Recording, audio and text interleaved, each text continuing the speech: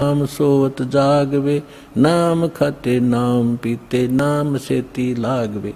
ठीक है, जो वृद्ध हैं जिनको काम नहीं, किसी टाइम उठो और बैठो करो सेवा साधना, लेकिन सारा दिन मेहनत करने वाला आदमी कैसे उठ लेगा? 2 बजे 10 बजे सोया हुआ या 11 बजे सोने पाओ आजकल। तो कहने का भाव यह है कि ना घना जागने वाले का और ना ज्यादा सोने वाला भी मूर्ख है। संध्या पढ़कर सो उठे 9 बजे, वो क्या भक्ति करेगा? तो कहते सब संयम रखो, सबके अंदर अंदर संयम, हर तरह का संयम रखकर साधना करने से होता है। तो मैंने इतना ही कहा था कि गीता अध्याय नंबर 6 के श्लोक 16 में न बोले जी बिल्कुल सही है, और मैं रोज पढ़ती थी। आज बुद्धि खुली है मेरी। माँ बेटी, आज तक तुम्हारी बुद्धि काल ने जकड़ रखी थी, रोज पढ़ा करते।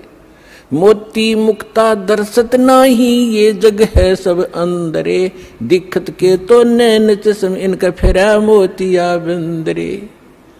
ये बड़े विद्वान पढ़े थे, बड़े लय ला कर गीता का पाठ करा करते थे, बड़ी मधुर वाणी से श्लोकों का उच्चारण किया करते थे 1 घंटे तक।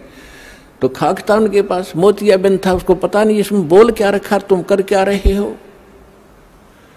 तो आज दास तो बता रहा है कि बुद्धिमान भक्त हैं और इन्होंने गीता और इनको खूब पढ़ा हुआ है, और परमात्मा की शरण में आने से आपकी बुद्धि ओपन हो जाती है, काल का प्रेशर प्रभाव हट जाता है, आप खूब आसानी से सोच लेते हो और समझ सकते हो। अब ये माल्य की एक वाणी है कि दुर्गा जहान पड़े जिस बगड़म, ता संगति डूबे सब नगरम।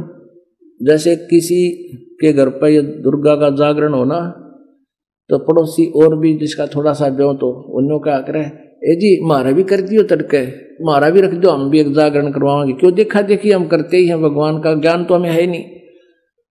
और उठ के सुरीली आवाज, बड़े गाने बजाने, सब तरह के अट्रैक्शन होता है।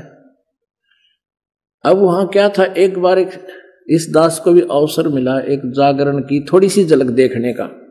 जब नाम ले लिया था, ज्ञान हो गया था। एक भक्त हमारा, तो थोड़े से भगते उसके घर पे गया हुआ था शाम को। फिर वो थोड़ी देर पाछा उनके वो ढोलक से बाजन लगे। मैंने पूछा ये क्या हो रहा है? कि दुर्गा का जागरण होगा यहाँ पर। हम दोनों चल पड़े, पैदल आ रहे थे, तो देखा उसके साथ में टेंट ला रखे घर के आंगन में, और वहां दुर्गा का वो जागरण शुरू हो रहा।